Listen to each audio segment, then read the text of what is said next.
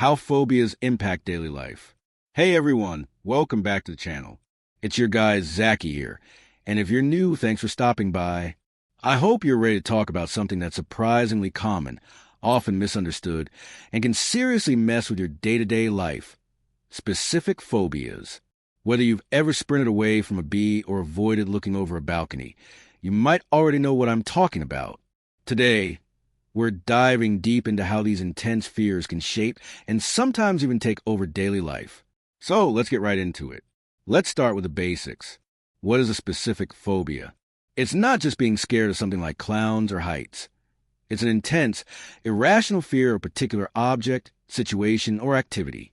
We're talking full-on panic, sweating, racing heart, maybe even a full-blown anxiety attack just from seeing or thinking about the thing. Some of the most common phobias include arachnophobia, that's fear of spiders, acrophobia, which is fear of heights and aviophobia, or fear of flying. There's also claustrophobia, the fear of confined spaces, and trypanophobia, the fear of needles. Yeah, even something as routine as a doctor's appointment can become a major source of stress.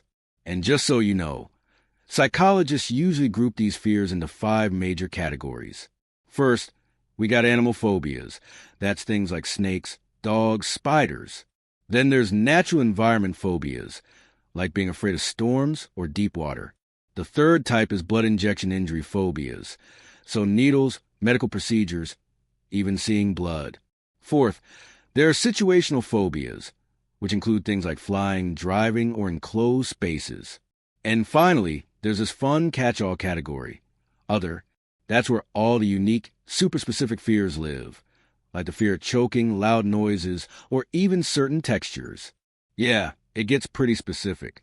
Now, here's where things get serious. Phobias are way more than just being scared of something. They can completely take over your routine and force you to make choices that don't even seem connected at first. Imagine being afraid of dogs. It might start as, oh, I don't walk to that park anymore. Cool, understandable.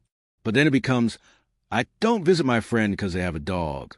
Or, I won't go to a neighborhood where people are walking dogs. And suddenly your world gets a lot smaller. And it's not about being dramatic.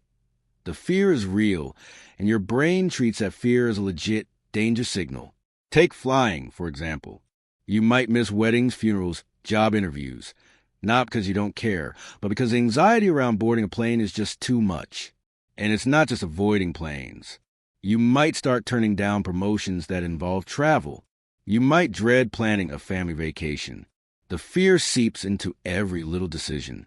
And when other people don't get it, it can feel isolating. Like, why don't you just get over it?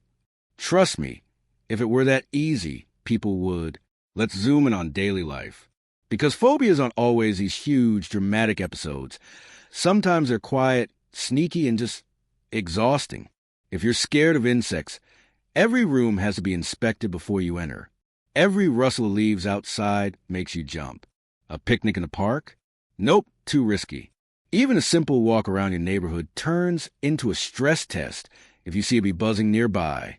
People without that fear might laugh it off, but for someone living it, it's legit stressful. And then there's the fear of heights. No tall buildings, no hiking, no roller coasters. Some folks can't even handle being near a balcony or looking down from an escalator. Public spaces suddenly feel like obstacle courses.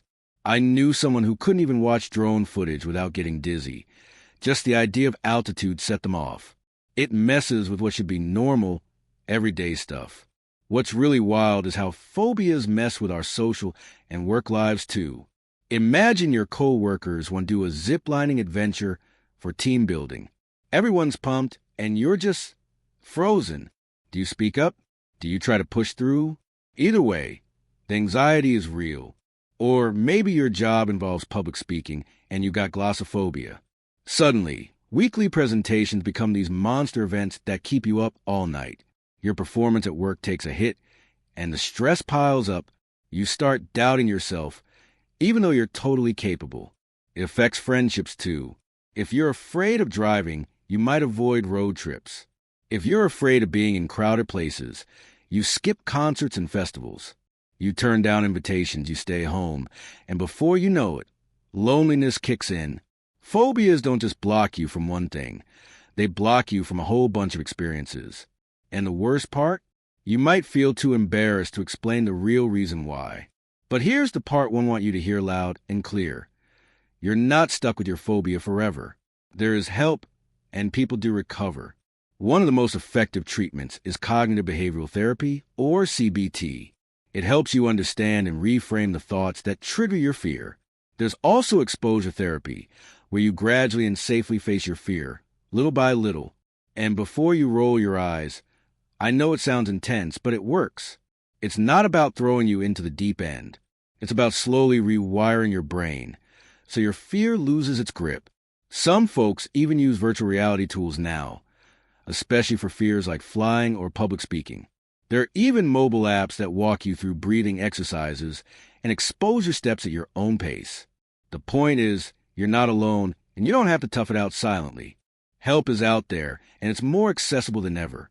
So to wrap this up, if you've got a specific phobia, or if someone close to you does, just know it's valid. It's real. It's not silly, and it's not something you can just snap out of, but it can get better. With support, knowledge, and maybe a little bravery here and there, it will get better.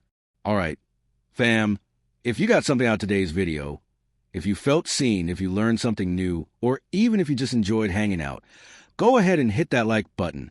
And if you're into real talk about mental health, psychology, and how to live a better, more fearless life, subscribe to the channel right now.